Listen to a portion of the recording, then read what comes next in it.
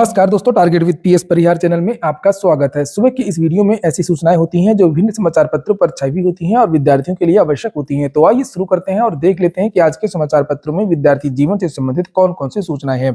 तो वीडियो को जल्दी से लाइक कर दें, शेयर कर दें और जिन छात्रों ने चैनल को अभी भी सब्सक्राइब न किया हो तो जल्दी से सब्सक्राइब कर लें ताकि आप लोगों को इसी प्रकार की ऑथेंटिक अपडेट सबसे पहले मिलती रहे। चलिए शुरू करते हैं। बात कर लेते हैं सबसे पहले एसएससी की बेस्ट बुक की। जो विद्यार्थी रीजनिंग की बेस्ट बुक की तलाश में है वे सभी अभ्यर्थी यहाँ पर ये पुस्तक आप लोग एक देख सकते हैं, एस चांद पब्लिकेशन। यहां पर देखिए ऊपर लिखा हुआ है SSC reasoning topic wise complete coverage with detailed explanation and short tricks. काफी अच्छी पुस्तक है ये।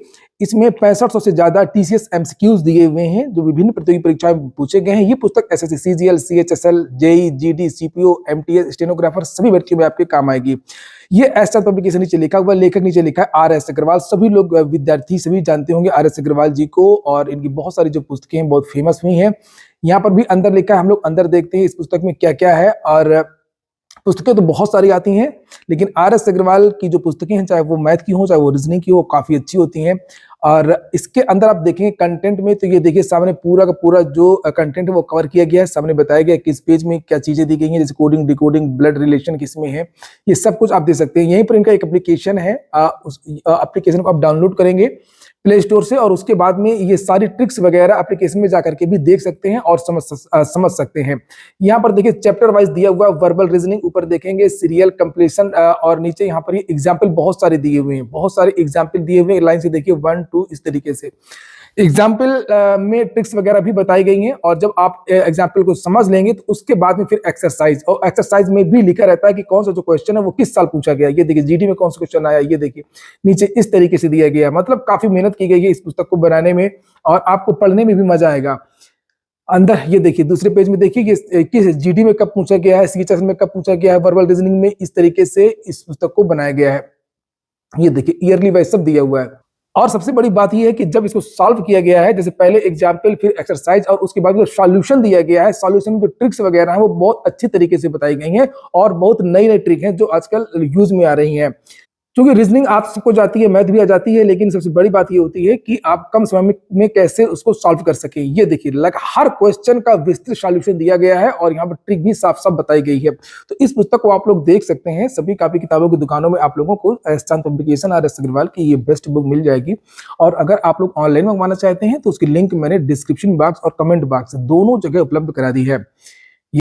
जो बुक आप देख रहे हैं आर.एस. अग्रवाल की, ये रिवाइज्ड एडिशन है, संशोधित एडिशन है, नए पैटर्न पर आधारित है। और इसका जो बेस्ट पार्ट है वो इसका क्यूआर, जहां से आप लोग ऑनलाइन स्कैन करके ऑनलाइन पढ़ सकते हैं, ऑनलाइन ट्रिक्स को समझ सकते हैं। चलिए आगे देखते हैं। तो फिर बात कर लेते हैं पहले एसएससी की ही। और एसएससी की आज दो प्रमुख सूचना है। एक तो ये है कि एसएससी ने जारी की रिक्तियों की संशोधित सूचना। विज्ञापन में 3712 पद थे और अब पद हो गए हैं 3954। तो लगभग 250 जो पद हैं वो और बढ़ गए हैं। ये उन विद्यार्थियों के लिए खुशखबरी है जो विद्यार्थी सीएचएसएल 2024 की तैयारी कर रहे हैं। और यहाँ पर नीचे जो कल नोटिस एसएससी की जारी हुई है उसमें अलग अलग पदों का विवरण भी दे दिया गया है, तो मैं डाल दूंगा टेलीग्राम चैनल में, तो आप लोग देख लीजिएगा। वैसे यहाँ पर ये नीचे लिखा है किस विभाग में कितने पद पड़े हैं और कितने पदों पर भर्ती होगी और इसमें कितने विद्यार्थियों ने आवेदन किया था। लिखा है कि 32,35,474 विद्यार्थियों ने फॉर्म भरा था 2022 में और इस बार जो आवेदकों की संख्या है वो 34,55,669 है। और जो सीट है इसमें सीएचएस में उसमें एलडीसी जेएसए के सबसे ज्यादा पद है, 447 पद है। एक और सूचना है एसएससी की हिंदी अनुवादक परीक्षा की आंसर की जारी की गई है। जिन विद्यार्थियों ने परीक्षा दी हो तो वो अपनी आईडी और पासवर्ड के साथ में उत्तर कुंजी देख सकते हैं। 14 दिसंबर की शाम 6 बजे तक ऑनलाइन प्रस्तुत कर सकते हैं। ये परीक्षा 9 दिसंबर को विभिन्न केंद्रों में हुई थी। अब शुरू करते हैं शिक्षा सेवा चयन आयोग। लिखा शिक्षा सेवा चयन आयोग ने विभागों से मांगा रिक्त पदों का ब्यौरा। आए दिन बस ऐसी सूचनाएं आती रहती हैं। विभागों का ब्यौरा, दोबारा अधियाचन मांगा, अधियाचन के लिए पत्र भेजा, रिक्त पदों की गणना होगी, लेकिन भर्ती कब आएगी मेरी समझ में नहीं आता है। लिखा लंबित भर्ती परीक्षाएं कराए जाने के साथ में नई भर्तियों के विज्ञापन भी जारी करने की तैयारी है। अब नया साल आने वाला है, नए साल में देखिए तैयार रहिएगा। इसी तरीके की बंपर न्यूज आएंगी सभी समाचार पत्रों में, अब शुरू हो जाएंगी कि 2025 भर्तियों की बौछार होगी। और यहाँ पर देखिए फिलहाल पढ़ लीजिए क्या लिखा है। उत्तर प्रदेश शिक्षा सेवा चयन आयोग ने सभी विभागों से शिक्षकों के रिक्त पदों का ब्यौरा मांगा है। विभागों की ओर से अधियाचन मिलने के बाद आयोग नई भर्तियों के लिए विज्ञापन जारी करेगा। महाकुंभ के बाद आयोग नई भर्ती प्रक्रिया शुरू करने की तैयारी में है। फिलहाल आयोग के सामने पहली चुनौती लंबित भर्ती परीक्षाओं को पूरा कराने की है।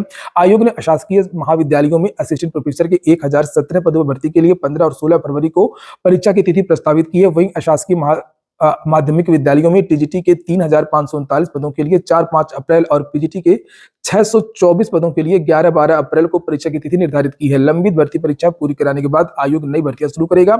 आयोग ने परिषदीय विद्यालयों में यानी प्राथमिक भर्ती की बात हो रही है, परिषदीय विद्यालयों, अशासकीय माध्यमिक विद्यालयों, व्यावसायिक शिक्षण संस्थानों, अटल आवासीय विद्यालयों, अशासकीय महाविद्यालयों और अल्पसंख्यक स्कूल व कॉलेजों में शिक्षक भर्ती से संबंधित विभागों से रिक्त पदों का ब्यौरा मांग लिया है। ये तो सितंबर में मांगा गया था। विभागों ने भी रिक्त पदों की गणना शुरू कर दी है। अच्छी बात है, रिक्त पदों की गणना शुरू कर दी है। नीचे लिखा है कि माध्यमिक विद्यालयों में शिक्षक भर्ती के लिए आयोग को मार्च अंत या अप्रैल की शुरुआत में अधियाचन मिल सकते हैं अगले चयन वर्ष में। वहीं अशासकीय महाविद्यालयों में जून के अंत या जुलाई की शुरुआत में उच्च शिक्षा निदेशालय की ओर से शिक्षा सेवा चयन आयोग को अधियाचन भेजने की तैयारी है। नीचे लिखा है अशासकीय महाविद्यालयों में लंबित 1017 पदों पर भर्ती पूरी होने के बाद करीब 1000 नए पदों पर भर्ती कराने की तैयारी है। नई असिस्टेंट प्रोफेसर भर्ती की बात हो रही है। आयोग के सूत्रों का कहना है कि जून 2025 तक सभी लंबित भर्तियां पूरी कराने की तैयारी है और इस बीच नई भर्तियां भी शुरू की जाएंगी। विभागों से जैसे ही अधियाचन मिलेंगे आयोग की ओर से नई भर्तियों के लिए विज्ञापन भी जारी हो जाएंगे। 2025 में कई नई भर्तियां शुरू होंगी और नीचे यहाँ पर लिखा है इनमें अशासकीय कॉलेजों में असिस्टेंट प्रोफेसर, अशासकीय माध्यमिक विद्यालयों में टीजीटी पीजीटी, परिषदीय विद्यालयों में सहायक अध्यापक प्राइमरी शिक्षक भर्ती और अल्पसंख्यक महाविद्यालयों में असिस्टेंट प्रोफेसर आदि के पद शामिल है। तो अभी नई भर्तियों पर काम फिलहाल नहीं चल रहा है, ये चल रहा है, ये चलता रहेगा। नीचे अधियाचन वाला जो बात लिखी है, अभी पुरानी भर्तियों को लेकर के चीजें हो रही हैं। जब पुरानी भर्तियां आपकी कंप्लीट हो जाएंगी, टीजीटी पीजीटी असिस्टेंट प्रोफेसर भर्ती, उसके बाद में ही आपकी नई भर्तियों पर काम शुरू होगा। ये बात हकीकत है। और नीचे यहाँ पर एक बयान लिखा है मनोज कुमार सिंह जो सचिव हैं, लिखा है मुख्य सचिव मनोज कुमार सिंह ने उत्तर प्रदेश लोक सेवा आयोग द्वारा सम्मिलित राज्य प्रवर अधीनस्थ सेवा परीक्षा 2024 के आयोजन के संबंध में वीडियो कॉन्फ्रेंसिंग के माध्यम से समस्त मंडलायुक्तों, डीएम, वरिष्ठ पुलिस अधिकारियों के साथ बैठक में कहा कि परीक्षा केंद्रों तक सही प्रश्न पत्र पहुंचाना सुनिश्चित किया जाए। पीसीएस परीक्षा की व्यवस्था को लेकर के यहाँ पर ये बातें लिखी हुई हैं। और पीसीएस को लेकर के एक और सूचना है, लिखा पीसीएस प्री का परिणाम 1.5 माह में देने की तैयारी है। उत्तर प्रदेश लोक सेवा आयोग, आप लोगों ने वीडियो को लाइक ना किया और फिर से याद दिला दूं, लाइक रोज करना है। ऐसा नहीं है कि हफ्ते में 1 दिन, महीने में 1 दिन। और इस वीडियो को जो भी देख रहे हैं उनमें से 80% लोग ऐसे हैं जिन्होंने चैनल को सब्सक्राइब नहीं किया है। आप लोग मुझे बताइए कि सब्सक्राइब करने में आपका नुकसान क्या है। अगर आप लोगों को इस चैनल के माध्यम से एक भी सही जानकारी मिली हो, थोड़ा सा भी आपको लाभ हुआ हो, तो आप लोग इस चैनल को जरूर सब्सक्राइब कर लें। एक तो आपको फायदा होगा, दूसरा मुझको भी मोटिवेशन मिलता है। और यहाँ पर ये देखिए नीचे लिखा है कि ऐसे में आयोग अगले साल जनवरी के अंतिम सप्ताह या इससे पहले प्रारंभिक परीक्षा के रिजल्ट जारी कर सकता है। जनवरी के अंतिम सप्ताह के बारे में बात की गई है। कई बार स्थगित हो चुकी पीसीएस प्रारंभिक परीक्षा का अंतिम चयन परिणाम वर्ष 2024 में ही जारी करने की तैयारी थी, लेकिन विभिन्न विभागों से यह परीक्षा टलती रही और अभ्यर्थी साल भर प्रारंभिक परीक्षा का इंतजार ही करते रह गए। अब 22 दिसंबर को प्रदेश के सभी जनपदों में 1331 केंद्र में ये परीक्षा होने जा रही है। तो यही है कि जैसे ही प्री हो जाएगी वैसे ही जो भर्ती है वो बहुत तेजी से आगे बढ़ेगी। शिक्षा सेवा चयन आयोग ने जो कला का रिजल्ट कल जारी किया था उसके बारे में भी यहाँ पर जानकारी दी गई है। एक बहुत बड़ी न्यूज है, शतरंज की विश्व रिकॉर्ड बना है, काफी दिन बाद बना है। करंट अफेयर में ये पूछा भी जा सकता है और भारत के लिए गर्व का भी दिन है।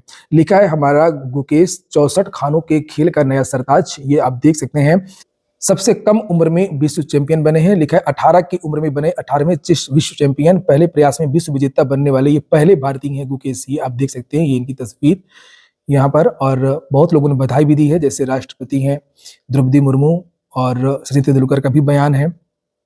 और एज लिखी है, कब कौन कितनी उम्र में विश्व चैंपियन बना था। जैसे गैरी कास्परोव यहाँ पर 22 वर्ष 6 महीने 27 दिन, मैग्नस कार्लसन 22 वर्ष 11 महीने, और जो गुकेश हैं ये 18 वर्ष 8 महीने 14 दिन 12 दिसंबर यानी कल ही विश्व चैंपियन बन गए थे। और बताते हैं कि ऐसा लगता भी नहीं है कि जल्दी कोई ये रिकॉर्ड तोड़ पाएगा। लिखा महज 11 वर्ष की उम्र में चेन्नई के एक छोटे बच्चे ने एक इंटरव्यू में अपनी बात कही थी 11 वर्ष की उम्र में कि वह विश्व चैंपियन बनना चाहता है। उनका इंटरव्यू लेने वाले अंतर्राष्ट्रीय मास्टर सागर शाह से जब कहा कि उनका सपना युवा विश्व चैंपियन बनने का है तो शाह भी हैरान रह गए। लेकिन गुकेश ने 18 की उम्र में 18वां विश्व चैंपियन बनकर के इस सपने को हकीकत में बदल दिया। और अन्य समाचार पत्रों में भी यही सब बातें लिखी हैं। इन्होंने सिंगापुर में हराया है, ये भी याद रखिएगा कि ये कहां पर हुआ, और ये भी याद रखिएगा इन्होंने किसको हराया है।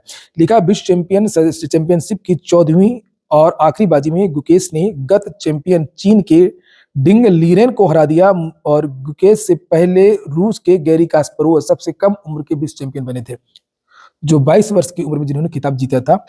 गुकेश को $13 लाख की राशि मिली है। आप कैलकुलेट करते रहिएगा। जज्बात बदल गए, जीवन बदल गया। प्रधानमंत्री का भी यहाँ पर बयान है ऐतिहासिक और अनुकरणीय। विश्वनाथन आनंद, बहुत सारे लोगों के यहाँ पर बयान छपे हुए हैं। और अगली सूचना है, चर्चित सूचना है, यहाँ पर ये देख सकते हैं, न्याय अभी बाकी है। अतुल सुभाष की कहानी है। क्या कहेंगे आप लोग? कमेंट बॉक्स में इस घटना के बारे में बताएं। भारत की जो न्याय व्यवस्था है उसके बारे में आप लोग अपनी राय रख सकते हैं। गलती किसकी किसकी है, इसमें भी आप लोग अपनी राय रख सकते हैं। लिखा है, पत्नी और ससुराल वालों की प्रताड़ना से तंग होकर आत्महत्या करने वाले इंजीनियर अतुल सुभाष की अंत्येष्टि के बाद अस्थि कलश लेकर के बुधवार देर रात तक उनके माता पिता बेंगलुरु से पूसा स्थित घर लौटे। हो सकता है कि इस घटना के बाद में, इसकी शहादत के बाद में अतुल के भारतीय न्याय प्रणाली की आंख खुले या कुछ चर्चा हो। आगे देखते हैं हम लोग। बीपीएससी पीटी आज सभी छात्रों को शुभकामनाएं। 36 कैमरों से होगी निगरानी। लिखा है, 50,000 से अधिक अभ्यर्थी पटना के केंद्रों में देंगे परीक्षा। ईओयू अलर्ट है, सोशल मीडिया पर पैनी नजर है। सीटेट के भी एडमिट कार्ड जारी कर दिए गए हैं। कल विद्यार्थियों की परीक्षा है, इन विद्यार्थियों को भी शुभकामनाएं। प्रधानमंत्री नरेंद्र मोदी आज प्रयागराज आ रहे हैं और लिखा है कि 5500 करोड़ की 167 विकास परियोजनाओं का लोकार्पण करेंगे। कल one nation one election bill को कैबिनेट से मंजूरी मिल गई है। लिखा है, संसद के वर्तमान शीतकालीन सत्र में ही विधेयक पेश कर सकती है सरकार और ये लागू हो सकता है।